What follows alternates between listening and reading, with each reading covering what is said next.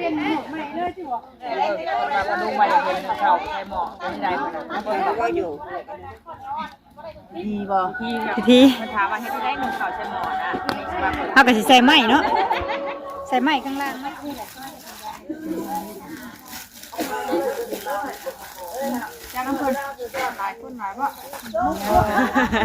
ยืนอยู่ซื้อเป็นตู้ให้เก็บขยะบาดเนี่ยเอานั่นอันนี้มัน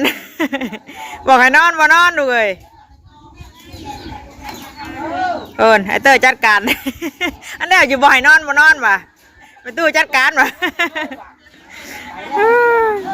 ไปเก็บขยะให้เพื่อนฉันไปเก็บให้มันเป็นบอกจริงเลยนะไปเฮ้ยไปกันเลยไหนเล็กกระลิ่นไหนกระลิ่นลิ้นเด็กบอกมันจับ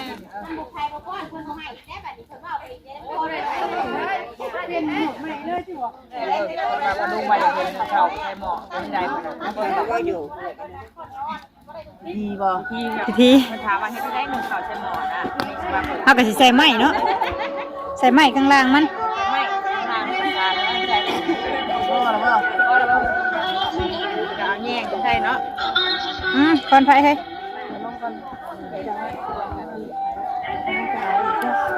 บ่ได้ได้น่ะมาแล้วยังคนไฟ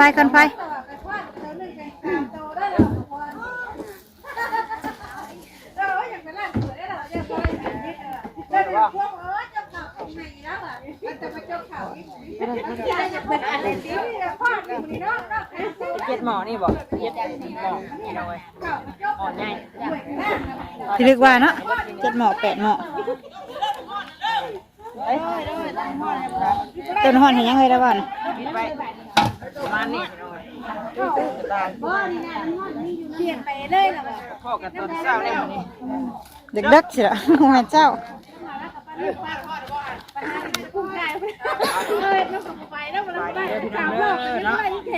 บอกกันนี่นะไม่ตุ้ยคือเก่าวันนี้ก็สิเป็นเมื่อบุญแน่พี่น้องเลย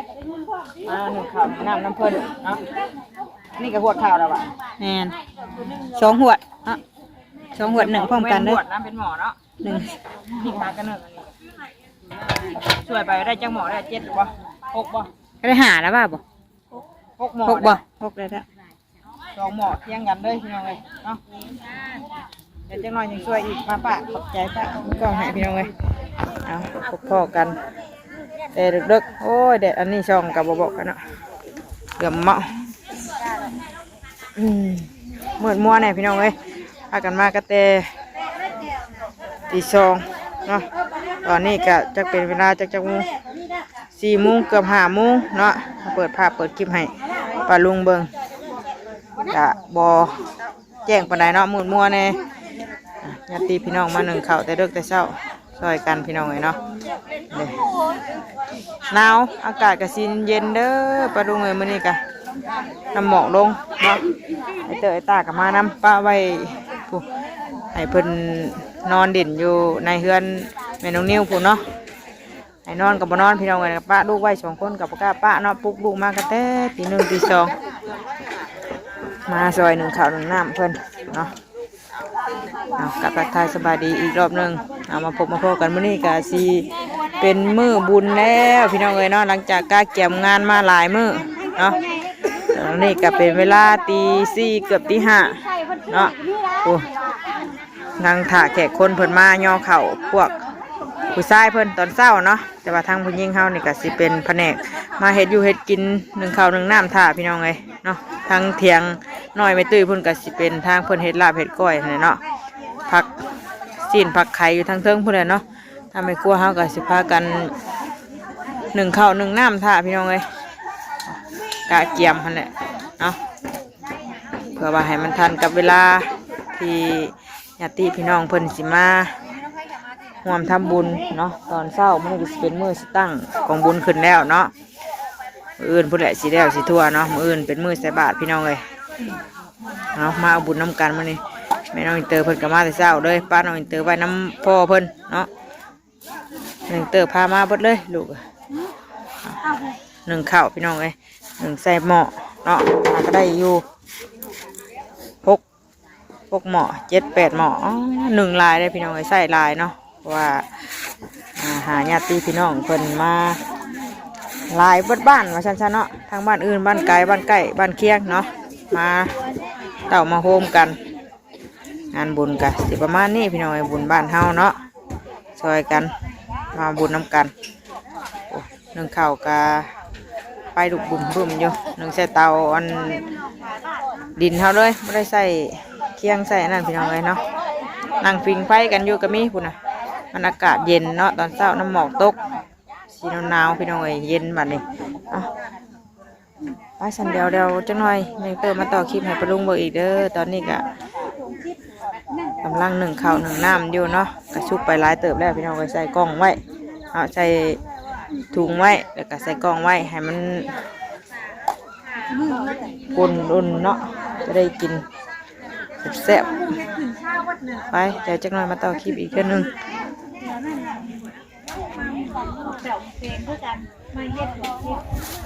มาเอาตัดผ้ามาอยู่นี่มาช่วยข่าววันนี้พี่น้องไว้เนาะสุกเลยหลังจากที่เขาหนึ่งไปได้สักพักหนึ่งโจคลิปไว้ช่วยแล้วก็สิเอาใส่ถุงไว้เลยเนาะจะได้จับง่ายเอาให้แม่เอาจุกเปิดไปแล้วมันมาห้องเลยในถุงนี่นะบอกบ่ถุงนี่ถุงโบนี่กระดาษนี่กระดาษมันกลุ่มกุ๊บไม่ได้เลยกองนั่นก็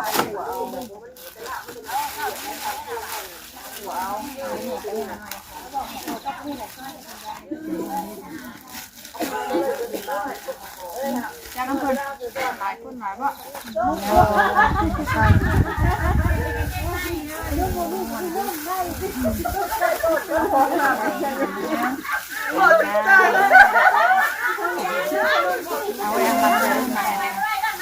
ไม่ยากหรอก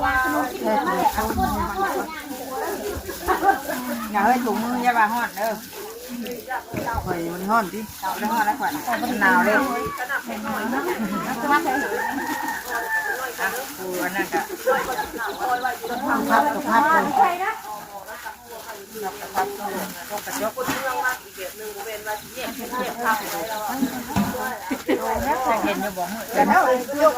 แจ้งอยู่เห็นคักก่อนถืออันนี้ได้ถือกันทั้งลมพัดไม้แล้วแต่งคนโทยดีเอาขึ้นผมหนาเลย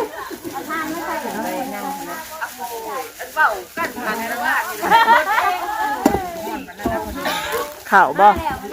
ยู่ที่นี่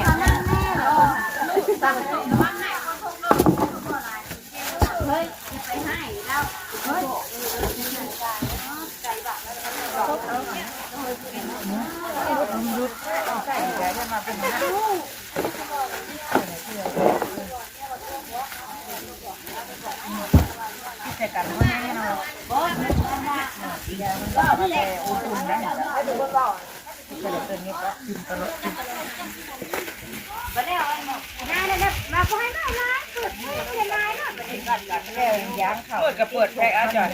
ได้เยอะแจ้งอยู่แล้วก็ว่าเราก็ว่าให้ตัวไหนอายว่าจะไปอยู่เนาะแปดหัวเปิดที่ลงคนใกล้เลย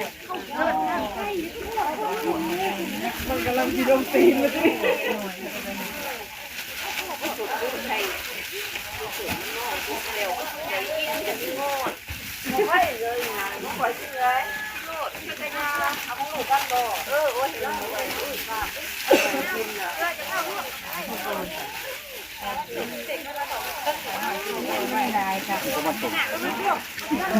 ใช่วันศุกร์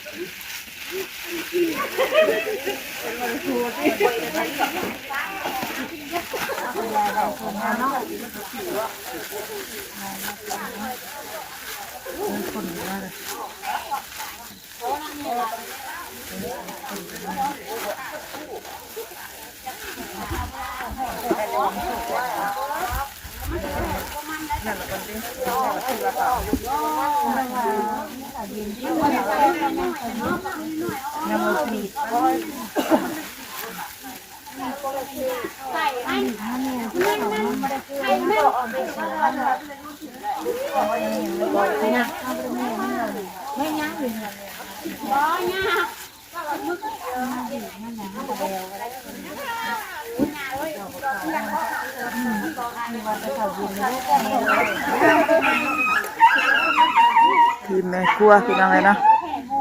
เป็นจุ่มอยู่นั่นนั่งพิงไปนี่จกเขานั่นกับพิงไปจกเขาหันหัน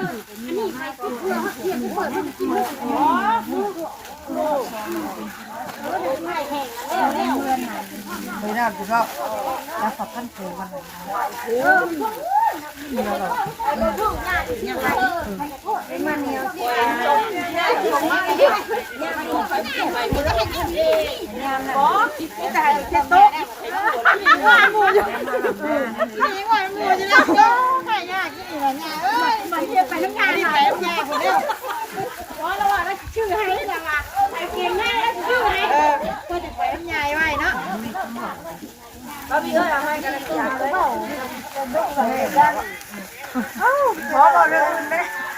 ว่าก็ไม่ได้หัวงานนี่ไม่ต้องเก่งแม่จะว่าไปแล้วติดยิงไม่อยู่เลยเอาตัวนี้ก็เลยเอาตัวเดียวเลยบ่แม่นขันล้อที่ไม่ได้เชื่อเขาว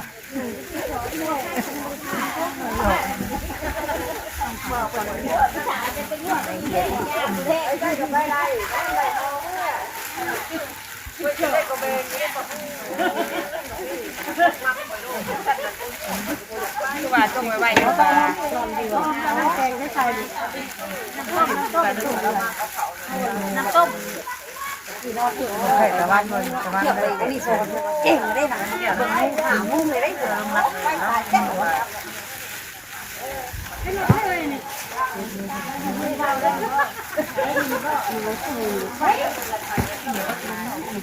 ลยคนไหนดูแนวจะหนึ่งไปซื้อได้ไปได้แบบได้เลยเดิมหันบอกนะเอาปิ้งเลยยังได้ละ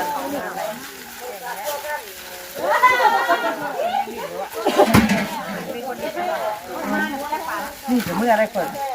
ที่ตายอ่ะเมื่อคือเนี่ยยาหน้าหัวสีอะไรดิจบโมงนั่งแล้วบอกว่าสียาหน้าหมาเขาเป็นตัวเล็กน้อยอ่ะสียาใส่ผมเลยแล้วเอาสั้นถึงเมื่อสาวเจ้าเมื่อสาวจะรักไม่หรอคุณเมื่อคุณจะรักเหมือนคงยุ่งว่ะเราถูกแล้วว่ะถ้ามาเราอันลูกเป็นยอมเมย์หรอวะนี่เมย์ยอมกันหรอวะยอมก่อนดิเราไม่รู้อะไรเราแต่พันเราคนเมื่อแล้วคนลงรักวะหาวอ้าวใครเมื่อโยกับคนนั้นเบิดซาถือทันแล้วเด้อ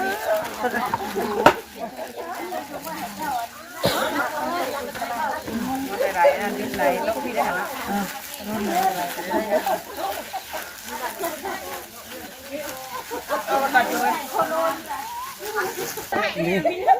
เอาพี่น้องเลยเนาะสวยแล้ววันนี้มา1ต่ออีก จักหมอที่เท่าไรเลย 6 7 8 9นี่ได้9หมอนี่ได้เลย8นี่แต่ว่า9ตัวที่1นี่เนาะตัว8 9หมอบักไงพี่น้องเลยเนาะถ้ากัน1ก็แต่เที่ยงคืนกูมาก่อนกันเนาะกูมาหลังกันมา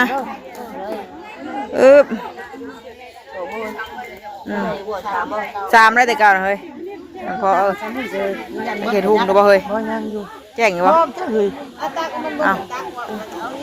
เสียบตาเลยมาตลอดหน้าเข่าอยู่เนาะรับเศร้ากระสอบสีเป็นข้าวเปลือกมาเป็นข้าวสารก็หมดหลายเติบอยู่พอบ่เบิดได้เฮ้ยเอาปิดไว้ก่อนสันแมงมาอยู่เพิ่นน่ะ มันลายเลยเด้ มันหลายแล้วฮะจังหนึ่งน้ำลังอีกเนาะตอนเที่ยงเนาะข้าวมันบ่ทันยันว่ามันเบิดก่อนเอาย่อข้าวตอนเช้าเบิ่งก่อนย่อสองเทื่อเด้ ทางเบิ่งยอดต้นเช้าคันว่ามันยังหลายครับ หัวกล้องแม่ก็เต็มแล้ว ยังหลายเต็มเนาะนี่หนึ่งไว้พี่น้องเอ้ยใส่กล้องไว้เนาะใส่ถุงไว้เรียบร้อยนี่เด้ อันกล้องนึงนี่ จะได้สบายเขาเตรียมพร้อมเลยเวลามากับย่อไปเลยจับไปเลยเนาะไปเสิร์ฟเลยนี่นี่ก็เต็มอยู่2 กล้อง 3 กล้องมักง่ายๆเนาะหนึ่งวัดมื้อวัดคืนหิวนอนนี่พี่น้องเอ้ยเนาะมื้อแรงกับวัดคืนอีกมื้ออื่นผู้ใดจังเป็นมื้อแล้วกำลังเริ่มแจ้งมาแล้ววันนี้เนาะพุ่นน่ะท้องฟ้ากำลังสีสว่างพี่น้องเอ้ยเป็นมือใหม่มาอีกเลยหวดนี่กำลังอายกำลังขึ้นอยู่เนาะอีกจังหน่อยซวยหวดนี่อีกวันนี้พากันพิงไฟพี่น้องเอ้ยหนาวอากาศเย็นๆน้ำหมอกลงหลดเย็นหนาวอีกรอบบางช่วงเช้าก็สิมีแขกคนมาเนาะแล้วก็ทางนั้นเพิ่นก็สิจัดโต๊ะจัดตังให้พี่ให้น้องเพิ่นที่มาร่วมงานกินข้าวกินน้ำบัดนี้เนาะย่อ2 รอบพี่น้องเอ้ยรอบเช้าแล้วก็เป็นรอบเที่ยงเนาะมันจบบัดนี้แต่ตอนแรกก็สิเป็นพวกข้าวเปียกข้าวปุ้นนั่นแหละเนาะแล้วเป็นข้าวเป็นน้ำในย่อ2 รอบนี่ก็มาถ่ายบรรยากาศตอนเช้าแต่เลิกมันเช้าเนาะ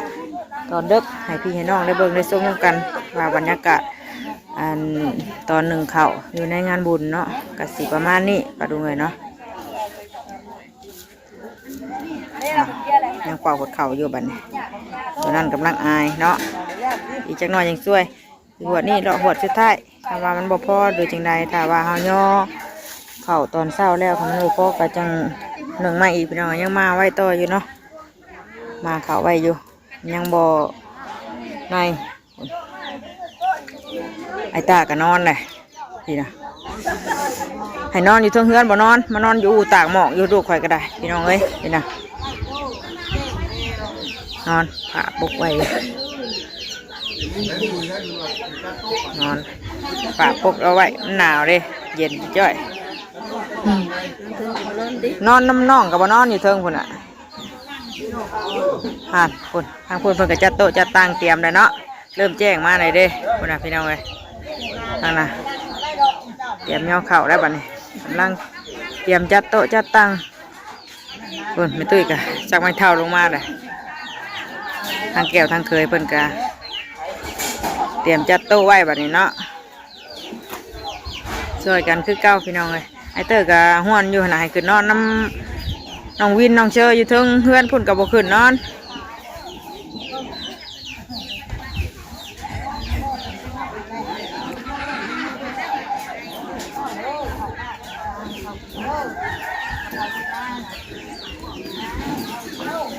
ที่แรกก็ใช้กล้อง ขึ้นไปห้ามขึ้นไปอยู่น้ำเอื้อยไปขึ้นไปอยู่น้องไปดูไปหนาวไป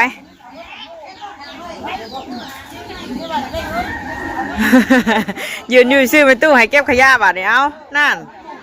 อันนี้มัน บอกให้นอนมานอนดูเลยไอเตอร์จัดการ อันนี้อยู่บ่ให้นอนมานอนว่ะเป็นตู้จัดการว่ะ ไปเก็บขยะให้เพื่อนฉันไปเก็บให้มันเป็นไปแม่ไปเก็บไอเตอร์ เป็นเพื่อนไอเตอร์นั่น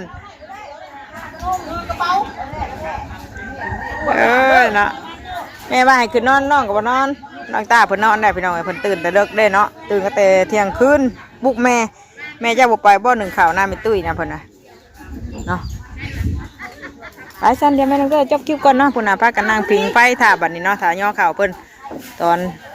เช้าพี่น้องเอ้ยเดี๋ยวคลิปนี้แม่งเต้ก็จบคลิปก่อนเนาะไปพอกันอีกคลิปหน้าเด้อไปดูหน่อยเนาะมื้อนี้ก็มาสอยเบียกสอยงานเพิ่นคือเก่าหั่นแหละเนาะคือสิเห็นแต่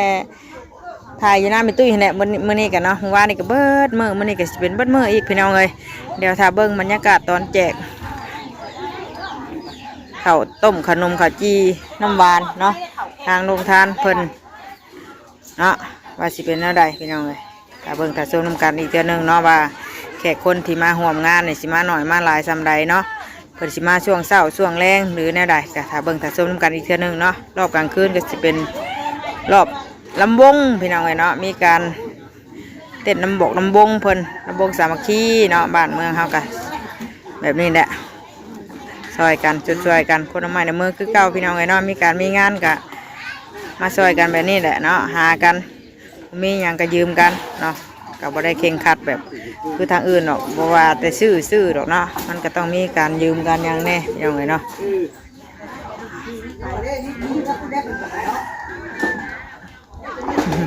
ไอเตอร์โดนไปตู้ให้ไปเก็บถุงขยะเก็บขวดเก็บหยังเลยเนาะให้มันสะอาดสะอ้างคุณ อันเดียไม่เห็นนอนบ่นอนว่ะไปสันลาแล้วปะลุงไอ้น้องว่าลายใหญ่ห่างเด้อสำหรับคลิปนี้ลาพี่และน้องไปเพียงซ้ำนี้ก่อนไปพอกันตอนแจ้งสว่างตาผู้ใหญ่พี่น้องเอ้ยตอนนี้ก็สีมืดมัวแน่เนาะก็บ่ค่อยแจ้งตาปันใดเนาะเปิดคลิปเปิดภาพให้ป้าลุงเบิ่งกับตอนค่ำมืดเนาะมันตอนเดึกตอนเดินพี่น้องเอ้ยแต่ก็อยากถ่ายบรรยากาศให้พี่ให้น้องได้เบิ่งได้ชมน้ำกันเนาะก็ศิลาไปเพียงซ้ำนี้ก่อนสบายดีเด้อเบิ่งสุขุสุคนอยู่ดีมีแห้งพี่น้องเอ้ยโดยไปแล้วสบายดี